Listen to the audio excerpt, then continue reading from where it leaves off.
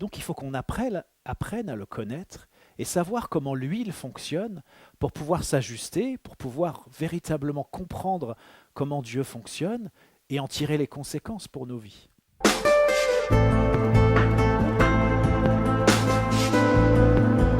Écoutez, bonjour à tous ceux que j'ai pas encore salués, il y en a quelques-uns.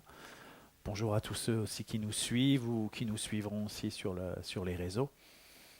Alors effectivement, ce matin, c'est moi qui vais vous apporter la parole, mais mon message a été prêché au moment de l'introduction par Arnaud.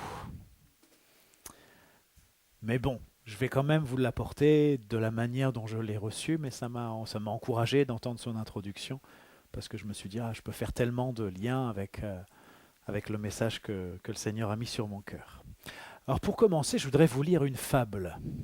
Donc c'est pas une fable de la Bible, hein, il y a pas, enfin j'allais dire il n'y a pas de fable dans la Bible, oui il y en a quand même, mais c'est une fable d'Ésope. Hein, c'est un écrivain grec du 7e, 6e siècle avant Jésus-Christ. Avec les enfants, quand ils étaient un peu plus petits, on lisait parfois des fables d'Ésope. On a un livre à la maison avec des fables d'Ésope. Et Ésope, donc, on peut dire, c'est celui à qui on accorde la paternité hein, de la fable. Ah, on connaît tous La Fontaine, hein, il a fait beaucoup de fables, on en apprend parfois à l'école, mais La Fontaine, j'allais dire, il a pompé, je ne sais pas si c'est ça qu'il faut dire, mais il y a beaucoup de fables de La Fontaine qui ressemblent aux fables d'Ésope, mais La Fontaine a aussi rendu hommage donc à Ésope. Mais je vous lis cette fable que sans doute vous connaissez. Il en existe de multiples versions différentes, mais certainement vous la connaissez ou vous allez assez rapidement comprendre de quoi il s'agit. Bon, le titre de la fable, c'est L'enfant qui criait au loup.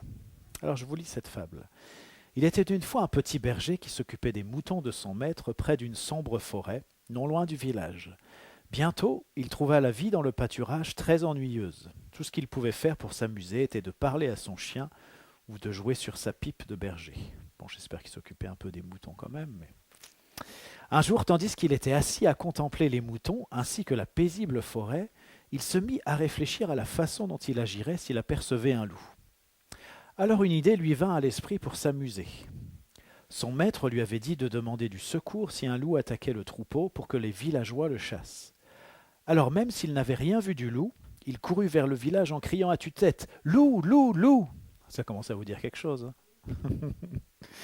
Comme il le prévoyait, les villageois qui avaient entendu son cri interrompirent leur travail et se dirigèrent vers le pâturage en courant plein de fureur.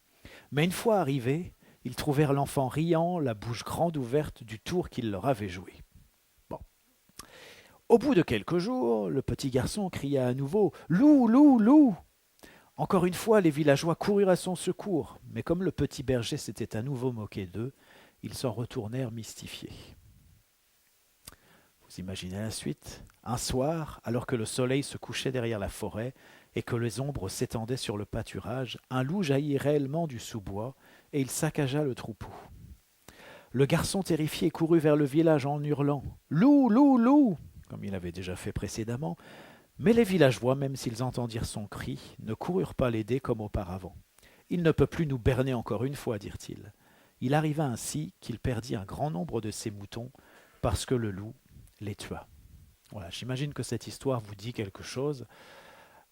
Effectivement, à force de crier au loup, quand c'est pas vrai, eh bien, lorsque le loup arrive, eh bien, on crie au loup, mais plus personne ne nous croit. On pourrait avoir la même histoire quand on crie au feu. Hein. Cette semaine, dans le cadre de mon travail, fait une formation SSI, système de sécurité et d'incendie. Vous savez, dans les établissements scolaires, parfois, le problème, c'est qu'il y a des déclenchements d'alarme intempestifs.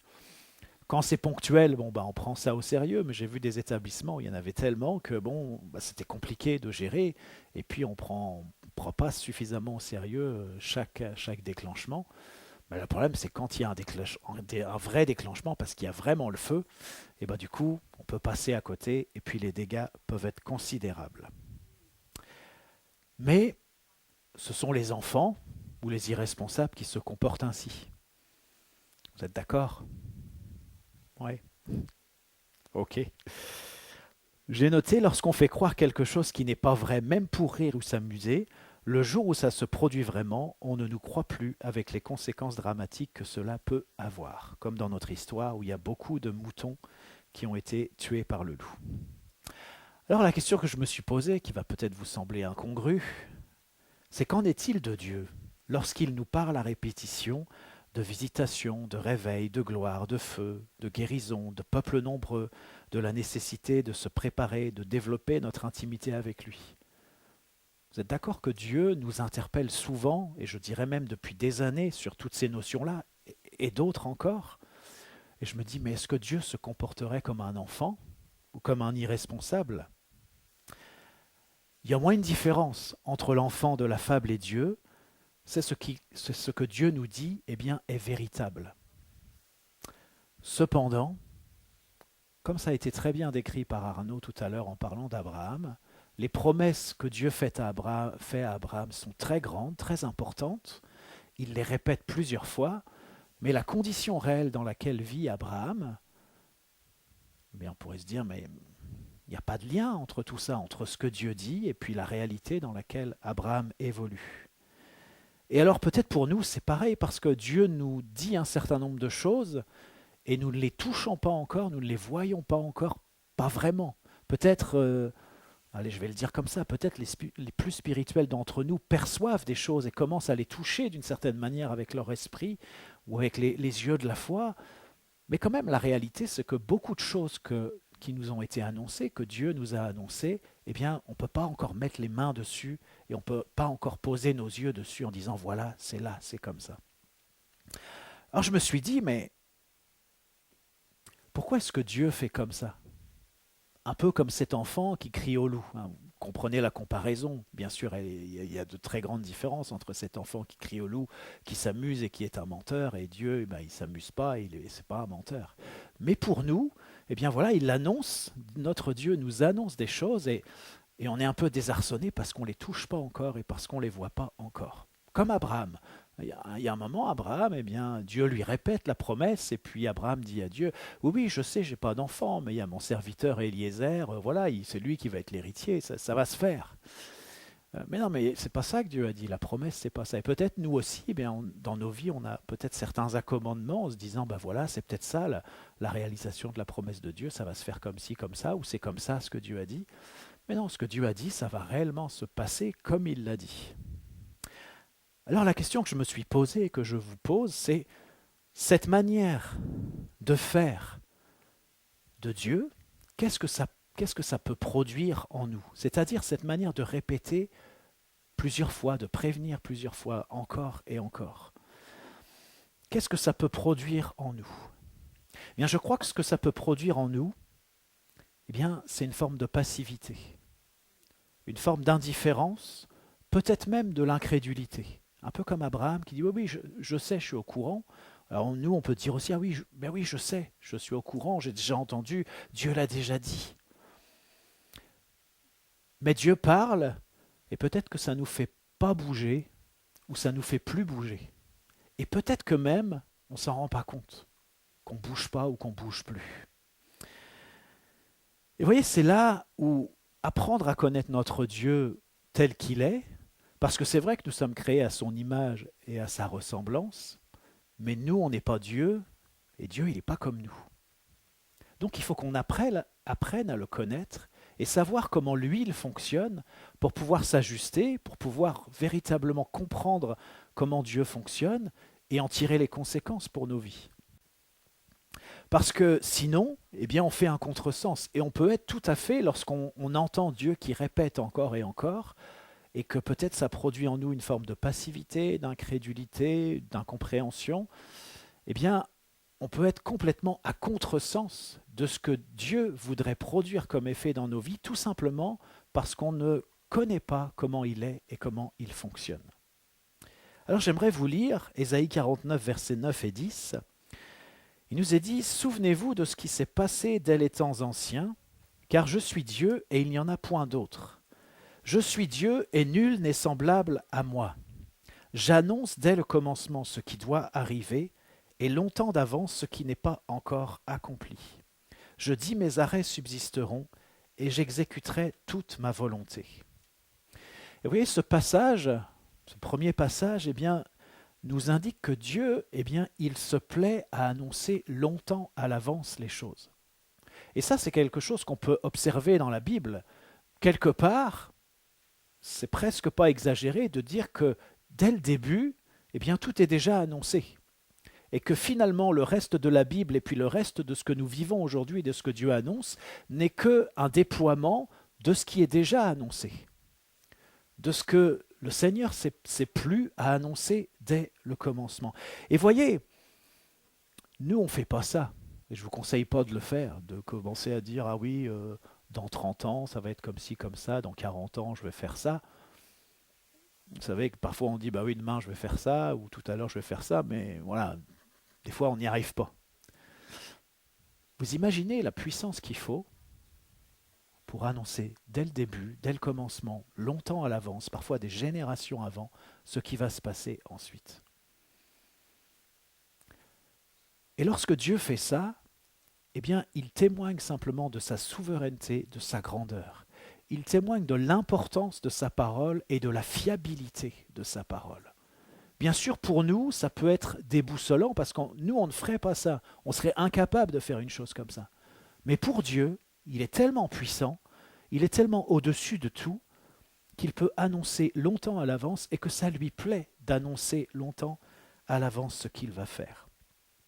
Galates 3, verset 8 nous dit aussi « L'Écriture prévoyant que Dieu justifierait les païens par la foi, a d'avance annoncé cette bonne nouvelle à Abraham, toutes les nations seront bénies en toi. » Oui, c'est juste extraordinaire ce que Dieu a annoncé à Abraham, parce qu'il parlait déjà de nous, des nations qui allaient être bénies en Abraham. Ça veut dire qu'il y a plusieurs millénaires, eh bien Dieu, il pensait déjà à nous. En réalité, il pensait déjà à nous, même avant le commencement, même avant la création. Ces choses étaient déjà établies et marquées. Mais oui, c'est juste extraordinaire.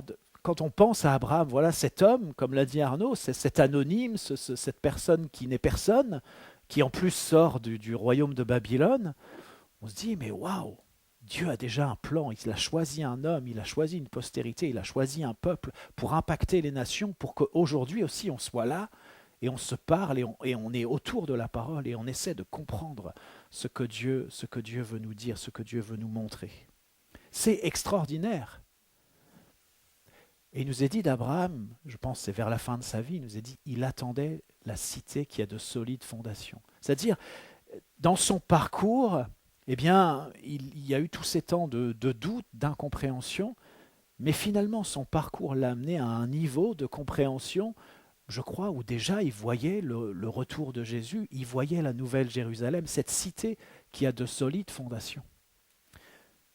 Et Dieu a travaillé le cœur d'Abraham.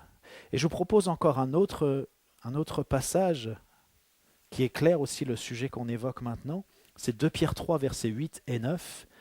Il est dit, mais il est une chose, bien-aimés, que vous ne devez pas ignorer, c'est que devant le Seigneur, un jour est comme 1000 ans, et 1000 ans sont comme un jour.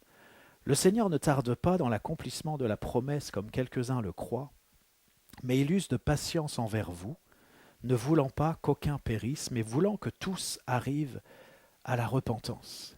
Et vous voyez, Dieu, il n'a pas du tout le même rapport au temps que nous, pour toutes sortes de raisons. Je ne vais pas les détailler, d'ailleurs j'en serais sûrement incapable, mais ce n'est pas du tout le même rapport au temps que nous.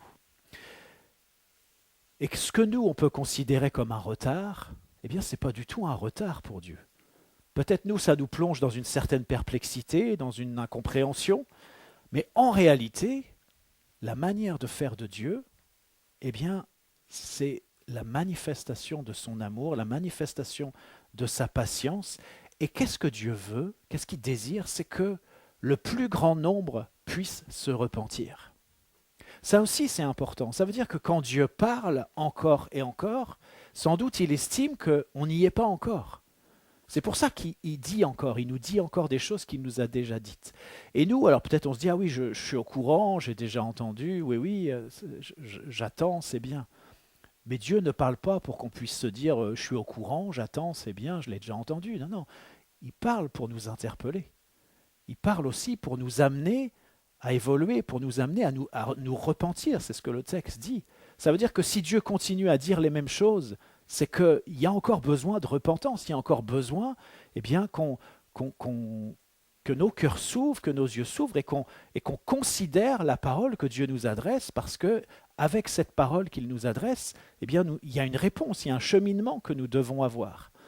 Mais si on se dit, bah oui, je suis au courant, je sais, j'ai déjà entendu, cette parole, eh bien, c'est comme si on s'immunisait par rapport à cette parole. Comme les villageois, ils ont tellement entendu au loup, au loup, au loup, bah que quand le loup est là, ils n'y vont pas. Et nous, peut-être, on pourrait avoir cette attitude, on se dit, bah oui, j'ai tellement entendu Dieu dire ceci, cela, que finalement on écoute, mais on n'entend pas. On passe à côté de ce que Dieu veut nous dire, de ce qu'il voudrait produire en nous comme résultat. Alors, ce que ça signifie qu'il nous faut apprendre encore à considérer la parole comme elle doit être considérée. Et voilà, simplement j'ai voulu, je vais dire en introduction, vous donner quelques éléments qui peuvent nous aider à considérer la parole que Dieu nous adresse, parce que ce n'est pas pour faire style que Dieu parle encore et encore, mais c'est parce qu'il veut montrer sa puissance, sa souveraineté, c'est aussi parce qu'il veut nous amener à une réponse qui est différente de celle que nous avons pu déjà proposer. Elle n'est pas suffisante. Dieu veut nous emmener plus loin. Alors maintenant, le texte que j'ai sur le cœur pour ce matin, il se trouve dans la deuxième épître de Pierre, et je vous propose de lire les versets 3 à 15. Deuxième épître de Pierre, versets 3 à 15. Comme sa divine puissance nous a donné tout ce qui contribue à la vie et à la piété, au moyen de la connaissance de celui qui nous a appelés par sa propre gloire et par sa vertu, lesquels nous assurent de sa part les plus grandes et les plus précieuses promesses, afin que par elles vous deveniez participants de la nature divine, en fuyant la corruption qui existe dans le monde par la convoitise. C'est pas facile parfois, les phrases sont longues, hein, et là je fais une pause, mais la phrase n'est pas finie. En fuyant la corruption qui existe dans le monde par la convoitise, à cause de cela même, faites tous vos efforts pour joindre à votre foi la vertu la science, à la science la tempérance, à la tempérance la patience, à la patience la piété, à la piété l'amour fraternel, à l'amour fraternel la charité. Car si ces choses sont en vous, et y sont avec abondance, elles ne vous laisseront point oisifs ni stériles pour la connaissance de notre Seigneur Jésus-Christ. Mais celui en qui ces choses ne sont point est aveugle, il ne voit pas de loin, et il a mis en oubli la purification de ses anciens péchés. C'est pourquoi, frères, appliquez-vous d'autant plus à affermir votre vocation et votre élection, car en faisant cela, vous ne broncherez jamais.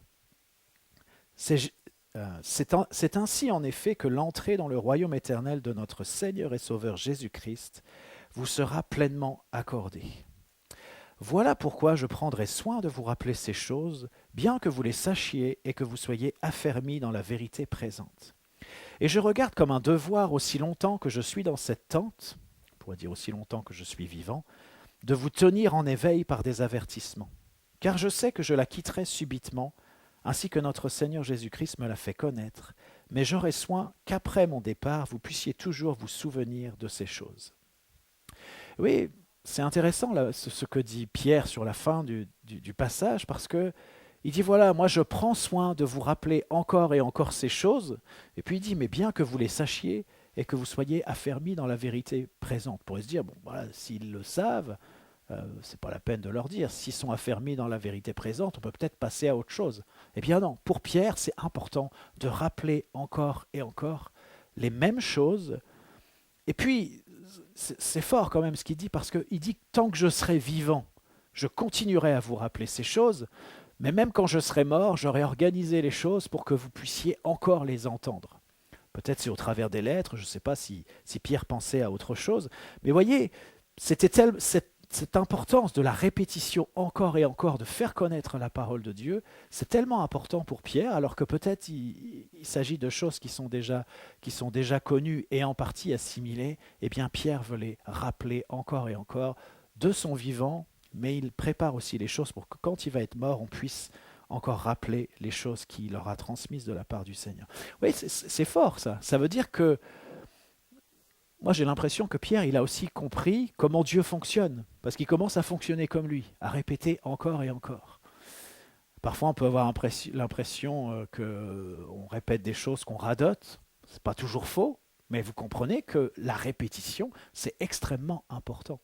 Et vous comprenez aussi que lorsque quelque chose se répète, on ne doit pas être passif dans l'écoute en se disant je l'ai déjà entendu.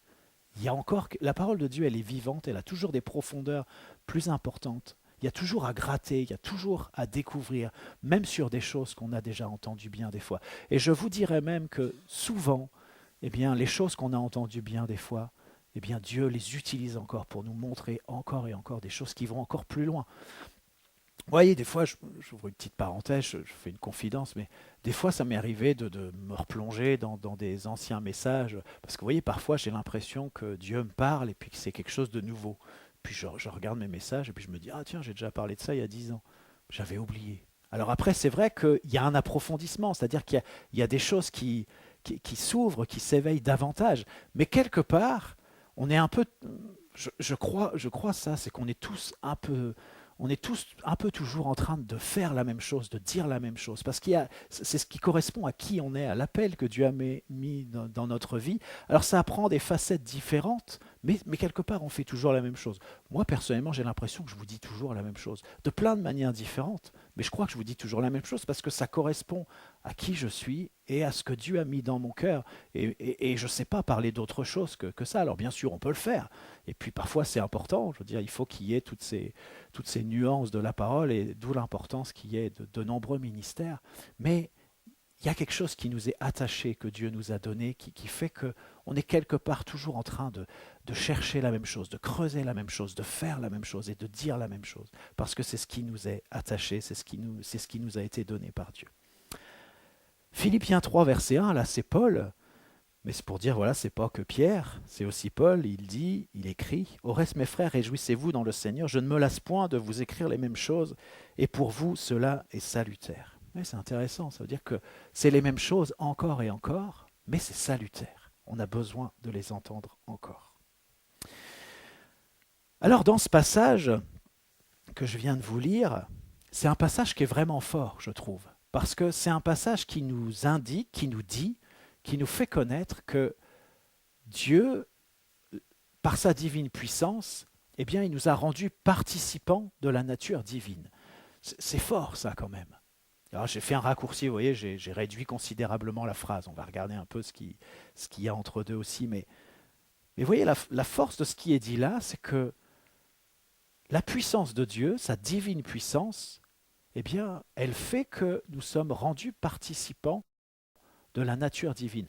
C'est important de dire que ça ne fait pas de nous des dieux, mais ça nous rend participants de qui est Dieu, de ce qu'est Dieu. Vous savez, il y a des religions qui disent qu'on est Dieu, mais non, la Bible ne dit jamais ça. Mais elle dit cette chose qui est forte, c'est que nous sommes rendus participants de la nature divine.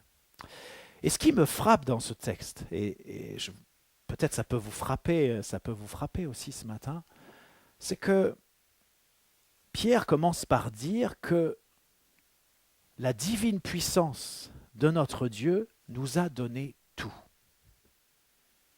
Nous a donné tout, ce qui contribue à la vie, à la piété. Ça veut dire que Dieu nous a tout donné.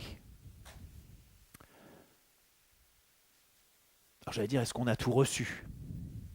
En tout cas, il nous a tout donné. C'est écrit. Et ce n'est pas écrit que là. Par exemple, quand Jésus était sur la croix, il a dit « tout est accompli ». Alors si on regarde un tout petit peu plus quand même, il nous est dit qu'il nous a tout donné. Mais il est quand même question du moyen de la connaissance de celui qui nous a appelés par sa propre gloire et par sa vertu. C'est-à-dire, encore une fois, c'est aussi ce que je disais mardi, et c'est le passage qui est juste au-dessus, lorsque Pierre dit « mais que la grâce et la paix vous soient multipliées », il le dit dans la première épître de Pierre, mais dans la deuxième, il ajoute « par la connaissance de notre Dieu et de notre Seigneur Jésus-Christ ». Et là encore, il est question de connaissance. C'est le moyen, la connaissance de Dieu, c'est ce moyen qui nous fait entrer dans le fait que Dieu nous a tout donné. Et voyez, ne serait-ce que sur le point qu'on évoquait juste avant, le fait que Dieu répète encore et encore les mêmes choses, et comment nous, en tant qu'êtres humains, on peut saisir ces choses-là et se positionner par rapport à ça, parce qu'on est d'une certaine manière, et comment Dieu, lui, est. C'est différent. Et on doit apprendre comment Dieu est. Parce que si on n'apprend pas comment Dieu est, eh bien on fait tout le temps des contresens dans ce que nous vivons, même dans ce que nous lisons. On est toujours à côté parce qu'on a besoin d'apprendre comment Dieu est, on a besoin de le connaître. Et encore une fois, la connaissance de Dieu, eh bien c'est la clé pour vivre, j'ai envie de le dire comme ça, pour recevoir tout ce qui nous a été donné, pour vivre de tout ce qui nous a été donné. Et puis il nous est dit aussi, il est parlé de grandes et précieuses promesses.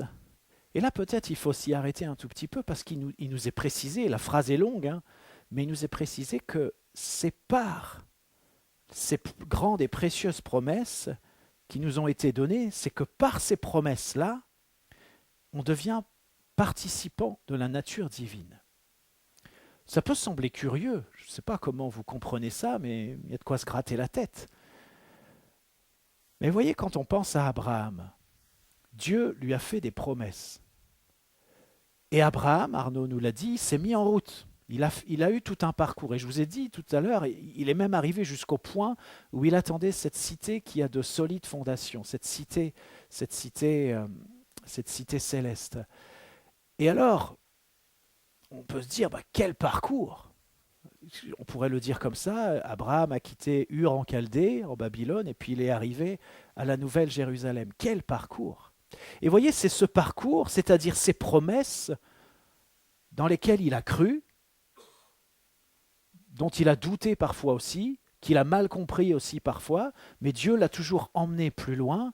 Eh bien, c'est au travers de ces promesses-là qu'il y a quelque chose qui s'est mis en route dans la vie d'Abraham, dans son être, dans son cœur, qui fait que il a fait tout ce parcours, et ce parcours a révélé, je vais vous le dire comme ça, ce parcours a révélé qu'il était effectivement participant de la nature divine. Et nous, tout notre parcours, les promesses que Dieu nous a faites aussi, avec voilà les incompréhensions, avec les doutes parfois, les réajustements, tout ce parcours, mais jusqu'à la concrétisation et à la réalisation. Vous savez que dans la vie d'Abraham, il y a bien des aspects qui se sont concrétisés, réalisés de son vivant, et puis ça s'est amplifié ensuite. Mais vous voyez, les promesses de Dieu, c'est sa manière de faire, c'est par les promesses que quelque chose se passe dans notre vie, c'est par ces annonces répétées, c'est par le fait que Dieu annonce longtemps à l'avance ce qui va se passer dans ta vie, dans l'Église, dans ton pays. Eh bien, il y a quelque chose qui se met en route en toi, qui te rend, qui concrétise le fait que tu es participant de la nature divine. Et alors, ce qui me frappe dans ce texte, c'est ce que je vais vous dire maintenant. Parce qu'il nous est dit d'un côté, Dieu nous a tout donné. Et dans la même phrase, on est au verset 5, il est dit, à cause de cela même, faites tous vos efforts. C'est pas facile à articuler ces deux choses. On a tout, mais il faut faire tous nos efforts. Et quand on lit, faire tous vos efforts pour joindre à votre foi la vertu à la vertu la science, à la science la tempérance, à la tempérance la patience, à la patience la piété, à la piété l'amour fraternel, à l'amour fraternel la charité. Je ne vais pas m'étendre sur chaque chose qu'il faut ajouter à la foi, mais ça vaut la peine de prendre le temps aussi de regarder de quoi il s'agit à la maison, peut-être d'une manière plus profonde. Mais vous voyez, il y a cette liste où finalement Pierre est en train de dire, ok, Dieu nous a tout donné, on a tout reçu. Mais parce que Dieu nous a tout donné, parce qu'on a tout reçu, maintenant on fait tous nos efforts. Et alors, vous voyez, ces efforts, eh bien, dans un premier temps, en tous les cas, assurément, ils concernent notre caractère. Quand il est question de l'amour, de la patience, de la vertu, de la tempérance, de la science, on est d'abord sur quelque chose qui concerne notre manière d'être, notre caractère. Alors, ça veut dire que Dieu nous ayant tout donné, eh bien, c'est pas qu'on n'a plus d'efforts à faire, c'est l'inverse. C'est par les efforts, et Arnaud l'a très bien dit aussi tout à l'heure, lorsque il a été question d'Abraham, qu'est-ce qu'il a fait? Comment il a répondu? Il s'est mis en route. Il est entré dans l'obéissance. Il est entré aussi dans l'adoration. On pourrait dire quelque part, adoration et obéissance, c'est pas synonyme, mais c'est vraiment lié. Les deux sont vraiment liés entre eux. Et là, eh bien, tout ce qu'Abraham a fait, c'était des efforts. Ça ne veut pas dire qu'il était à bloc H24 et puis qu'il marchait vite tout le temps. Non, non, c'est pas ça. Mais ça veut dire que dans sa vie, il a dû faire tellement d'efforts, il a dû relever tellement de défis, il a dû affronter tellement de doutes, il a dû affronter tellement d'incompréhension. Et puis rester fidèle, et puis s'accrocher, et puis y aller encore, et croire encore, et ouvrir son cœur encore. Enfin, vous voyez, il y a eu tout ce parcours qui l'a profondément transformé, on l'a dit. Eh bien, ce que Pierre est en train d'expliquer là, c'est voilà, on a tout. Mais maintenant, parce qu'on a tout, c'est la raison même pour laquelle il faut qu'on puisse faire tous nos efforts. Et encore une fois, eh bien, on voit que la connaissance de Dieu, c'est encore un élément clé parce qu'il nous est dit, après cette liste que je viens de vous lire et que je vous recommande d'examiner avec attention, ensuite il nous est dit, car si ces choses sont en vous et y sont avec abondance, elles ne vous laisseront point oisifs ni stériles pour la connaissance de notre Seigneur Jésus-Christ. Encore une fois, ce qui se retrouve au centre, eh bien, c'est la connaissance de Jésus-Christ. Et peut-être, je ne sais pas comment vous vivez, je ne sais pas quel est votre état d'esprit, mais voilà, il est question ici d'oisiveté, il est question aussi de stérilité, et peut-être on peut se poser la question si on a l'impression voilà, que on est un peu oisif ou qu'on a une forme de stérilité aussi dans notre vie, c'est est-ce que on fait tous nos efforts pour ajouter à la foi, la vertu, etc., etc. Est-ce qu'on fait des efforts en ce sens-là? Et vous comprenez, c'est que si tu fais des efforts sans avoir comme base et sans partir du fait que Dieu t'a tout donné, on va être à côté. Parce que les efforts humains, la force de l'homme va jamais produire tout ce développement du caractère. Par contre, si on comprend que Dieu nous a tout donné et qu'il nous fait des promesses aussi, et on est dans un parcours qui est exigeant, un parcours qui va nous remettre en question de bien des manières, mais qu'on est prêt aussi à y aller et à se laisser enseigner par Dieu, à se laisser conduire, à faire les efforts qu'il faut, à faire les choix qu'il faut. Vous savez, parfois c'est compliqué, parfois c'est difficile. Le travail qui se fait dans nos cœurs, dans notre caractère, ça ne se fait pas comme ça, il ne se fait pas de claquer des doigts. Non, non, c'est un travail profond, un travail de l'esprit, un travail exigeant. Mais si on fait ce travail, eh bien, finalement, il nous est dit, bah, il n'y a pas d'oisiveté, il n'y a pas de stérilité. Si ces choses, cette liste que je vous ai lue rapidement, si ces choses sont en nous, elles y sont avec abondance, eh bien, il n'y a pas d'oisiveté, il n'y a pas de stérilité. Mais il y a cette connaissance de Dieu qui nous emmène toujours plus loin et qui nous emmène toujours plus loin aussi dans l'action.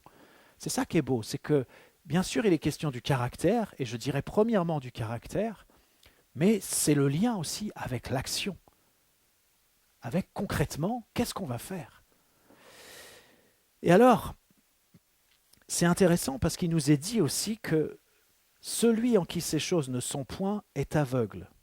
Il ne voit pas loin et il a mis en oubli la purification de ses anciens péchés. Vous voyez, il faut s'arrêter là-dessus. Est-ce qu'on voit? Est-ce qu'on est des gens qui voyons? Ou alors est-ce qu'on est aveugle? On ne voit pas bien. Est-ce que on voit, mais vraiment de près, quand il faut voir de loin, quand il faut prendre de la hauteur, quand il faut considérer les choses avec une perspective plus large, ça nous dépasse. Peut-être qu'on n'a pas fait, ou on s'est arrêté dans ce travail d'ajouter à la fois la vertu, la tempérance, la patience, etc. Et puis il nous est dit aussi que celui en qui ces choses ne sont point, eh bien c'est aussi qu'il a mis en oubli la purification des anciens péchés. Et voyez, c'est vrai que dans notre parcours aussi, eh bien Dieu veut aussi toucher un certain nombre de choses. Et peut-être que il y a des espaces, il y a des recoins dans nos vies où on ne laisse pas Dieu aller. Et du coup, il y a des choses qui devraient être réglées, pour lesquelles on devrait se repentir et vivre une transformation, mais ça ne se passe pas. Parce qu'on ne prend pas la peine justement de ce développement du caractère. Et du coup, il y a plein de choses qui restent des points aveugles, pas pour le Seigneur, mais des points aveugles pour nous, et des transformations qu'on ne vit pas, parce que justement, on ne prend pas la peine de cette transformation, du caractère, de se laisser conduire par Dieu dans cette transformation. Et alors, si on ne comprenait pas bien, eh bien Pierre, il précise encore, alors il dit c'est pourquoi frères, donc les sœurs, ça ne vous concerne pas, donc voilà, c'est tout bon. Non, simplement, c'est vrai qu'à l'époque, voilà, on mettait l'accent sur les frères, ça ne veut pas dire que c'est comme ça que Dieu voit les choses, vous voyez, donc les sœurs, vous êtes concernés aussi. Mais il dit c'est pourquoi frères, alors permettez-moi d'ajouter sœurs, appliquez-vous d'autant plus à affermir votre vocation et votre élection, car en faisant cela, vous ne broncherez jamais. Ça peut sembler curieux quand même. Pierre qui dit, voilà, vous êtes des élus, vous avez une vocation, mais attention, il faut l'affermir. C'est bizarre ça, enfin, ça vous semble pas bizarre? Moi je me dis, bah, je pense que les politiques ils se disent ça quand ils sont élus. Ils disent, bah, c'est bon, je suis élu. Mais c'est que le début, il faut l'affermir cette élection. Ou alors peut-être tu te dis, ah oui, j'ai cette vocation-là, j'ai cet appel-là, j'ai ce talent-là. Mais ça, c'est que le début. Il faut l'affermir. Et vous voyez, encore une fois, c'est le même mouvement. C'est-à-dire que Dieu nous a donné une vocation. Il nous a élus. Voilà, ça fait partie du package qu'on a reçu. Mais maintenant, il faut affermir ça. Alors, qu'est-ce que ça veut dire affermir? Je suis allé voir le mot. Je crois que je suis un peu perdu dans mes notes, mais je vais le retrouver. Donc, affermir, produire, construire, former, façonner. Donc c'est ça que ça veut dire. Il faut produire notre vocation, la construire, la former, la façonner, et notre élection aussi. On ne l'invente pas, on l'a reçue. Mais il y a ce processus qui va permettre d'affermir la vocation et l'élection. Et puis c'est dit, c'est pour ne pas broncher. C'est un mot un peu curieux, ça veut dire quoi, broncher? Bon, le mieux c'est d'aller voir ce que dit le texte. Eh bien, broncher, ça veut dire errer, faire une erreur, pécher, tomber dans la misère, devenir misérable. Et parfois, oui, on peut être dans une forme d'errement comme ça, d'égarement, où effectivement il y a cette réalité du péché qui nous colle à la peau, on tombe dans la misère, on fait des erreurs. Bien sûr, c'est notre lot quotidien, mais lorsqu'on est un peu dans une ornière et qu'on est enfermé là-dedans, eh bien, c'est intéressant quand même de souligner ça. C'est-à-dire que il faut affermir cette vocation et cette élection. Si on ne fait pas ça, on a beau avoir cette élection, on a beau avoir cette vocation, on va être dans l'égarement, dans l'errement, dans la chute, on va être à côté. Pourtant, on a tout reçu. Mais si on ne fait pas les efforts, eh bien, on reste à côté. Et d'une certaine manière, eh bien, si on n'avait pas compris ce qui était dit avant, eh bien, Pierre insiste. Et encore une fois, je pourrais le dire comme ça, l'élection, ça n'est que le début. Ça veut dire que ça nous met en place, ça nous met en position, mais après, il y a tout le parcours à faire. Et ce texte m'a toujours frappé, ce contraste entre le fait que Dieu nous a tout donné et puis le fait qu'on a tous ces efforts à faire. Et vous voyez, parfois dans la vie chrétienne, on met beaucoup l'accent sur le fait que Dieu nous a tout donné. Ou alors on met beaucoup l'accent sur le fait qu'il faut faire beaucoup d'efforts. Mais c'est les deux. Et on ne peut pas les dissocier l'un de l'autre. Si on considère simplement que Dieu nous a tout donné et qu'on ne comprend pas les efforts qui sont à faire, on ne comprend pas la marche, le terrain qui est à conquérir, le parcours qui est à faire, ben on est à côté. Et si on considère que les efforts, ben on est à côté, on tombe dans quelque chose qui ne correspond pas du tout à ce que Dieu veut, qui est une forme de religion et puis un salut par les œuvres. Et bien sûr, on n'est pas du tout en train de parler de ça quand on parle d'efforts. Alors, ce que je voudrais vous dire, et c'est une autre manière de dire la même chose que ce que je vous ai déjà dit, c'est que je crois qu'on est à la fois dans le temps de la foi et dans le temps des efforts. Nous sommes aujourd'hui, vous allez me dire, on est toujours, oui, je suis d'accord avec vous, on est toujours dans ce temps-là. Mais d'une manière particulière aujourd'hui, nous sommes dans le temps de la foi pour réaliser que Dieu nous a tout donné, mais aussi dans le temps des efforts, parce que Dieu nous demande de faire les efforts nécessaires par rapport au parcours que nous avons à accomplir.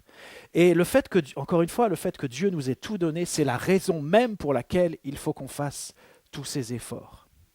Et j'aimerais vous dire que c'est un sujet qui m'est cher. Encore une fois, on ne fait que répéter toujours la même chose de manière différente. mais c'est que ce temps de la foi et ce temps de l'effort, eh bien c'est aussi le temps du corps. Qu'est-ce que je veux dire par là? Je vous lis Hébreux 10, versets 5 à 7. Il nous est dit, c'est pourquoi Christ, entrant dans le monde, dit, « Tu n'as voulu ni sacrifice ni offrande, mais tu m'as formé en un corps. Tu n'as agréé ni holocauste ni sacrifice pour le péché. Alors j'ai dit, voici je viens, dans le rouleau du livre, il est question de moi, pour faire, ô Dieu, ta volonté. » Et voyez que Dieu lui-même, pour être efficace sur cette terre, il a dû se former un corps. Plus précisément, il a formé un corps à Jésus pour que Jésus puisse accomplir pleinement sa volonté. Et effectivement, Jésus n'était pas quelqu'un de oisif, quelqu'un de passif, c'est quelqu'un qui a manifesté un caractère, comme on peut tous le lire dans les évangiles, c'est quelqu'un qui allait de l'avant, qui était, je crois qu'on peut le dire comme ça, il était à la fois dans la foi, mais aussi dans les efforts. Et alors la question qu'on peut se poser, c'est se dire, mais maintenant que Jésus n'est plus là, le corps de Christ, le corps de Dieu, il est où? Je pense que vous le savez. C'est nous, vous êtes le corps de Christ et vous êtes ses membres, chacun pour sa part. C'est-à-dire que c'est à nous, l'Église, qu'il revient aujourd'hui de faire la volonté de Dieu. Alors, bien sûr, il y a une différence, c'est que Jésus, il est venu, Dieu lui a formé un corps, et il a accompli toute la volonté du Père, au point où il a pu dire sur la croix, tout est accompli, tout est fait. Tout ce qui était à faire, c'est fait. Alors nous, on est dans cette réalité que tout est fait, tout est accompli, tout nous a été donné. Et alors, c'est à nous, Église, corps de Christ, qu'il appartient maintenant de manifester la volonté de Dieu sur cette terre et de faire les efforts qui vont avec cette manifestation.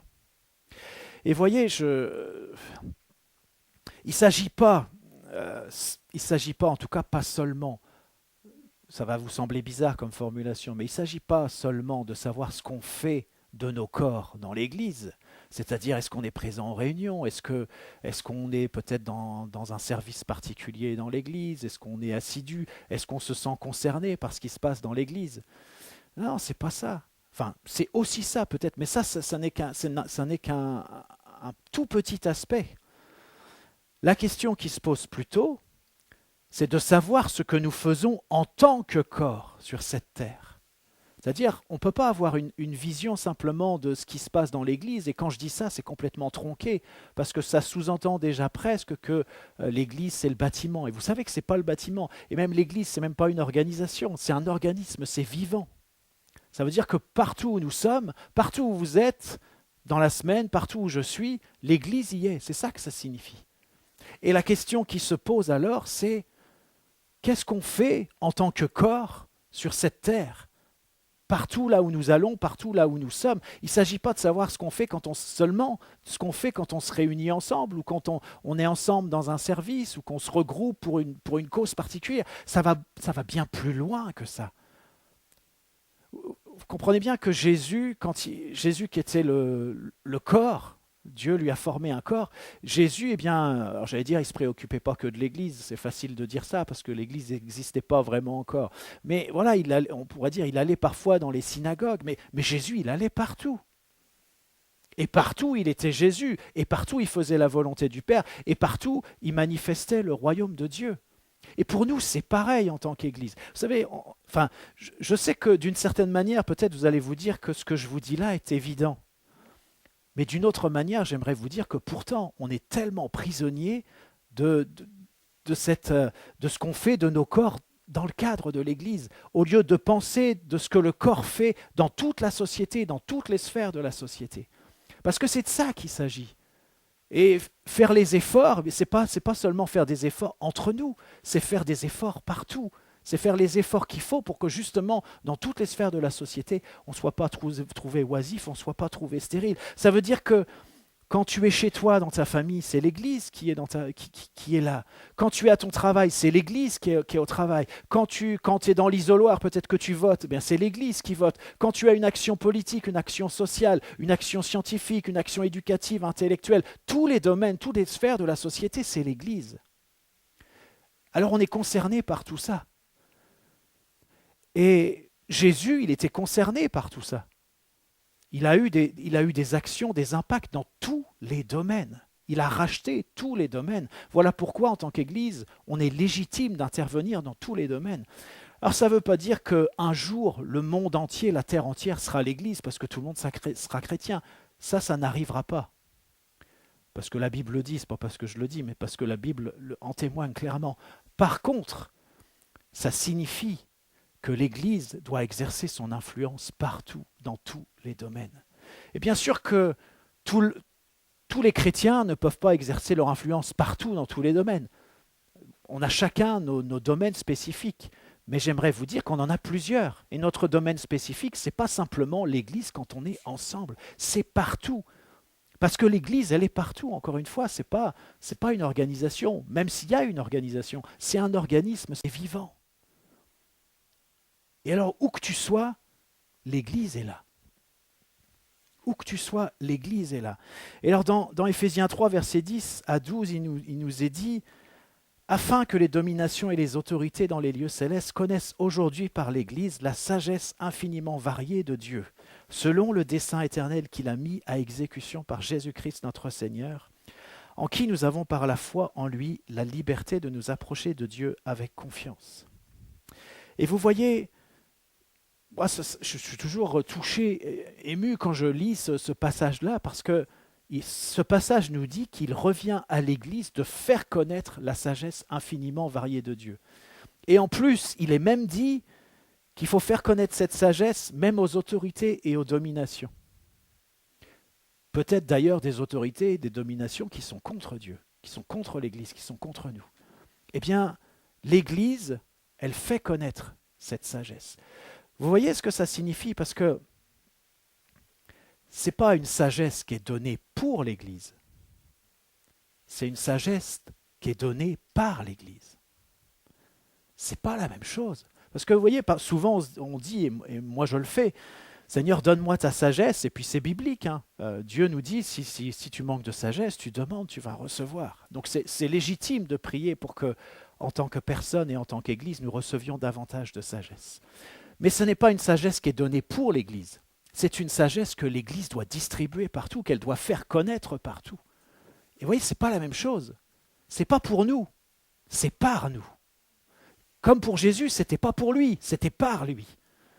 Bien sûr, c'est aussi pour nous. Bien sûr, c'était aussi pour Jésus. Mais ce n'est pas ça l'objectif. L'objectif, c'est que cette sagesse infiniment variée de Dieu, au travers de nous qui sommes l'Église, au travers des chrétiens, eh bien, on la fait connaître partout là où nous sommes. Vous voyez un peu la différence avec il me semble, parfois cette approche étriquée qu'on a. Parce que Dieu, il est Seigneur dans tous les domaines. Dans tous les domaines. Et l'Église, dans tous les domaines, eh bien, elle est là pour manifester le règne de Dieu. Bien sûr que, encore une fois, toute la terre ne va pas devenir chrétienne et toute la terre ne va pas être le royaume de Dieu. Enfin, pas pour l'instant. Mais nous sommes en formation pour que ça puisse se produire au travers de l'Église. Et puis il y a ce temps où nous sommes appelés à régner, c'est-à-dire ce dont on est en train de parler ce matin, ce n'est pas seulement pour maintenant, mais c'est important pour maintenant, mais c'est aussi pour plus tard. On est en train de parler de notre éternité et de ce qu'on va faire. Et dans l'éternité, vous voyez, on va pas se dire, ah oui, on est l'Église, on va faire une grande réunion avec tous les chrétiens du monde entier, de tous les siècles et tout ça. C'est pas ça qu'on va faire. Non, on va régner avec Christ, partout, dans tous les domaines. Et on est en apprentissage pour ça. Parce que l'Église, c'est un élément important, peut-être même essentiel du royaume, mais l'Église n'est pas le royaume. Alors cette notion d'effort, eh bien, là aussi, des fois, il faut aller voir les mots, eh bien, ça signifie en hâte, avec empressement, avec sérieux, avec gravité, avec diligence. Et ça rejoint la notion de zèle, être zélé. Romains 12, verset 11 nous dit « Ayez du zèle et non de la paresse, soyez fervents d'esprit, servez le Seigneur. » Et voyez, j'arrive à peu près à la fin, je crois, de ce que je voulais vous dire, c'est que on est dans ce temps où l'Église doit se lever dans la foi et l'autorité, afin de manifester les œuvres de Dieu. Et ce n'est pas seulement la foi, mais c'est aussi les efforts qui vont nous permettre de manifester l'autorité. Vous Vous savez, je vous disais au début que voilà, finalement, quand Dieu nous répète beaucoup la même chose, eh bien, parfois, ça peut produire une forme de passivité, une forme d'indifférence, une forme d'incrédulité. Mais je crois que ce manteau d'incrédulité que nous pouvons avoir sur nous, eh bien, nous devons le déchirer. Et comment est-ce que nous le déchirons? Eh bien, nous le déchirons en revêtant un manteau d'autorité. Un manteau d'autorité, c'est un manteau où on passe à l'action. Comme Abraham, il a acquis une autorité considérable parce qu'il s'est levé, parce qu'il est parti, la Bible nous dit sans savoir où il allait, parce qu'il a relevé les défis, parce qu'il est allé de l'avant sans s'arrêter. Même s'il y a eu des moments d'incompréhension, de doute, etc., et c'est notre lot aussi à tous. Mais vous voyez, c'est de ça qu'il s'agit. Et il est temps, peut-être ça peut vous sembler bizarre de dire ça comme ça, mais il est temps que l'Église se lève avec autorité. Il est temps que l'Église sorte de l'incrédulité. Il est temps que l'Église dise ce qu'elle a à dire dans tous les domaines de la société. Il est temps que l'Église soit présente dans tous les domaines de la société. Il est temps que l'Église manifeste l'autorité de Jésus, la sagesse de Jésus. Et voyez, pour moi, on est comme à un moment, parce que ce qu'on est en train d'évoquer là, les disciples l'ont vécu. Lorsque Jésus est mort, ils n'ont pas compris. Jésus leur avait dit tellement de choses, répétées encore et encore, et puis c'était déjà annoncé d'avance, etc. Ils ne comprenaient pas ce qui se passait. Donc forcément, ils ne pouvaient pas toucher ce qui avait été dit, ils ne pouvaient pas le voir, ils voyaient l'inverse, comme Abraham qui pendant tout un temps a vu l'inverse. Et alors les disciples, eh bien, dans quel état est-ce qu'ils se sont retrouvés? Dans l'incrédulité. Ils se sont retrouvés dans l'incrédulité. Et puis voilà, il y en a qui sont retournés à la pêche, etc. Mais la réalité, c'est que Jésus était ressuscité. Et c'est que Jésus a commencé à se manifester. Et lorsque Jésus a commencé à se manifester, qu'est-ce qu'ont fait les disciples? Ils ont commencé à agir. Ils ont commencé à faire les efforts qu'il fallait. Au début, c'était petit, mais c'est monté en puissance. Ils sont rentrés dans cette obéissance, dans cette « allez, on reprend tout ce qui est à reprendre, et puis on y va ». Jésus est vivant. Il est temps d'y aller, il est temps de se lever. Parce que, vous voyez, on est dans un temps, je dirais un temps d'urgence stratégique. Ce n'est pas seulement un temps d'urgence, parce que quand on dit, des fois, quand on dit c'est l'urgence, on confond un peu urgence et précipitation, et on fait un peu tout et n'importe quoi. On est dans un temps urgent, mais dans une urgence stratégique. Dieu veut révéler ses plans, il veut révéler ses stratégies, il veut révéler son cœur, il veut montrer comment il nous faut opérer. Mais pour ça, il faut qu'on entre dans l'action, qu'on se lève dans les petites choses, dans les choses minimes, pour qu'il y en ait de plus en plus grandes. Et vous voyez, les disciples, ils sont vraiment montés en puissance, ils ont fait des choses incroyables qu'ils n'avaient même pas imaginées, mais il nous est dit aussi que nous, on fera des choses encore plus grandes que Jésus. C'est la réalité, mais il faut commencer quelque part. Alors, j'ai envie de vous dire, je ne sais pas comment dire ça, peut-être, j'espère que vous n'allez pas mal le comprendre, mais parfois j'ai l'impression qu'on n'a pas encore vraiment commencé. C'est bizarre parce qu'on fait tous des choses, on est tous d'une certaine manière en marche, dans un service, etc. Mais je crois que Dieu veut nous emmener dans cette connaissance de lui qui est un peu plus élevée, qui nous emmène dans des actions qui sont beaucoup plus claires, qui sont beaucoup plus précises, qui sont beaucoup plus efficaces. Et alors qu'on entre dans ces choses-là, ça va devenir encore plus clair, encore plus précis, encore plus efficace. Mais si on continue d'écouter en se disant « Oui, j'ai déjà entendu ça, j'attends, c'est vrai, Dieu l'a dit, c'est important. » Mais que quelque part, il y a pas, ça nous met pas en route, à la fois dans ces efforts qui sont à faire au niveau de notre caractère et au niveau de l'action, eh bien,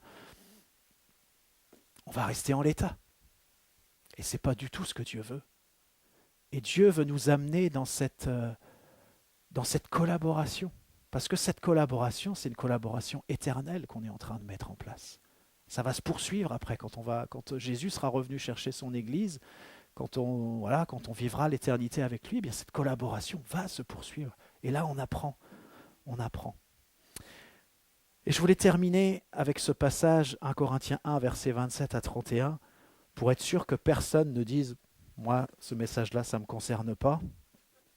Il nous est dit « Mais Dieu a choisi les choses folles du monde pour confondre les sages.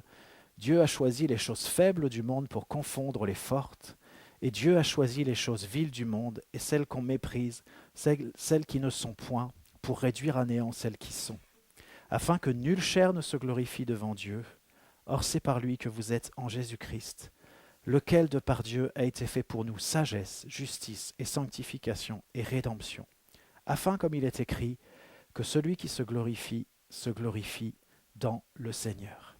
Et j'aime quand Dieu dit, mais voilà qu'il a choisi les choses folles. Peut-être des fois vous avez l'impression que vous êtes fou.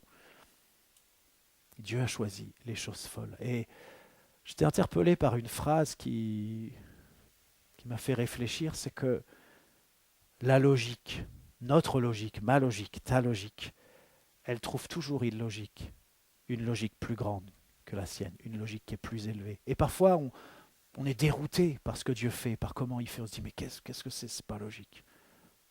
Mais c'est une logique supérieure qui nous échappe, qu'on peut pas saisir.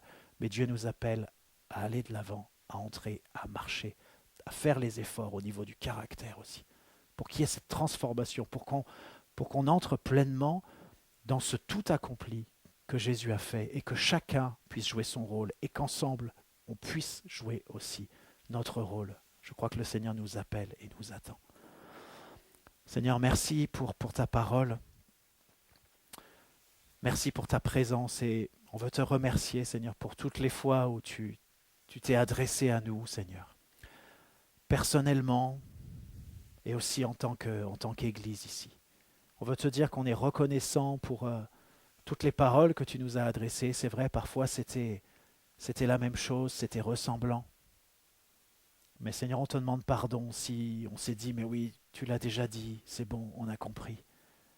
Je te demande pardon si j'ai eu cette attitude et en tant qu'Église, on te demande pardon aussi.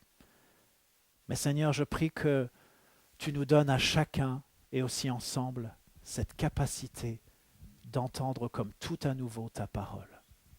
Oui, on a entendu beaucoup de choses, on a reçu beaucoup de choses, mais il y a des choses, ça a glissé sur nous, on ne s'est pas arrêté dessus, on ne les a pas considérées. Seigneur, toi tu sais ce que tu veux faire dans nos vies à chacun, dans nos caractères à chacun et dans l'action aussi, ce que tu nous demandes. Et Seigneur, je prie que ta parole puisse résonner d'une manière nouvelle et qu'on y prête une attention nouvelle et que ça produise aussi quelque chose de nouveau dans nos vies. Amen.